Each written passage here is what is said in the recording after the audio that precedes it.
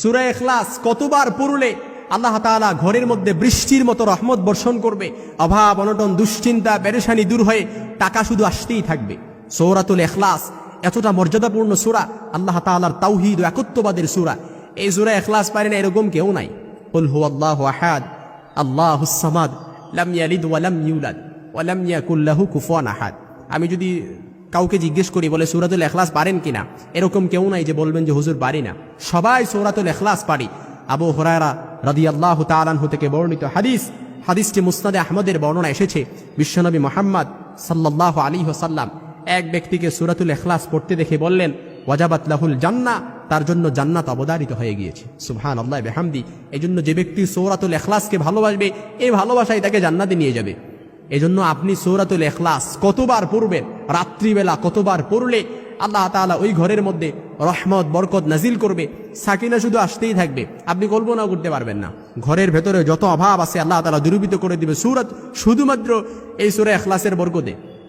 ঘরের মধ্যে যত রকম দুশ্চিন্তা পেরেশানি আছে সব কিছু দূরীভূত হয়ে যাবে শুধুমাত্র এই সূরা ইখলাসের বরকতে।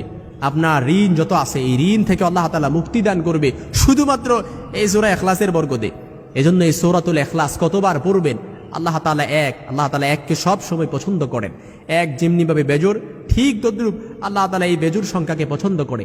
যে ব্যক্তি রাত্রিবেলা কিংবা যে কোনো সময় সূরা ইখলাস একবার পড়বে, আল্লাহ রাসূল সাল্লাল্লাহু আলাইহি ওয়াসাল্লামের হাদিসের স্পষ্ট নির্দেশন, ওই ব্যক্তির আমলনামায় অটোমেটিক্যালি 10 পারা অর্থাৎ কোরআনের 1/3 সমান তার আমলনামায় পৌঁছে যায়।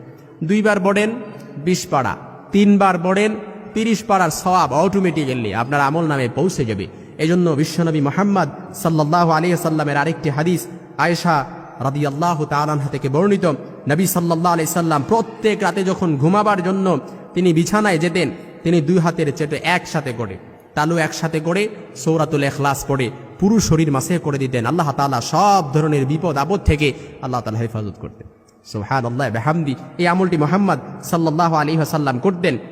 এমনকি আল্লাহর হাবিব সাল্লাল্লাহু আলাইহি ওয়াসাল্লাম বলেছেন, যে ব্যক্তি সূরা 10 বার মান কারা কুল হুয়াল্লাহু আহাদ, যে ব্যক্তি 10 বার পড়বে আশারা মাররা বানাল্লাহু লাহু বাইতান ফিল জান্নাহ, আল্লাহ তাআলা তার জন্য জান্নাতে একটি ঘর তৈরি করবে, প্রাসাদ তৈরি করবে। আপনি কল্পনা করতে পারেন দুনিয়াতে সূরা ইখলাস পড়বেন, এই পড়ার কারণে আল্লাহ তাআলা জান্নাতে আপনার জন্য ঘর নির্মাণ করে দিবে।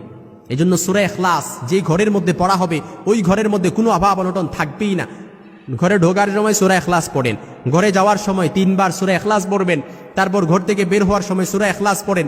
এই সূরা ইখলাসের ফজিলতের আমলের সাথে যদি আপনি সব সময় লেগে থাকতে পারেন, এই সূরা ইখলাসের কারণেই আল্লাহ তাআলা আপনার সব যত হাজত আছে সব হাজতগুলো আল্লাহ তাআলা পূরণ করে দেবে ইনশাআল্লাহুল আজিজ। এই জন্য আমি বলবো এই আমলটি আজকে থেকেই শুরু করে দেন।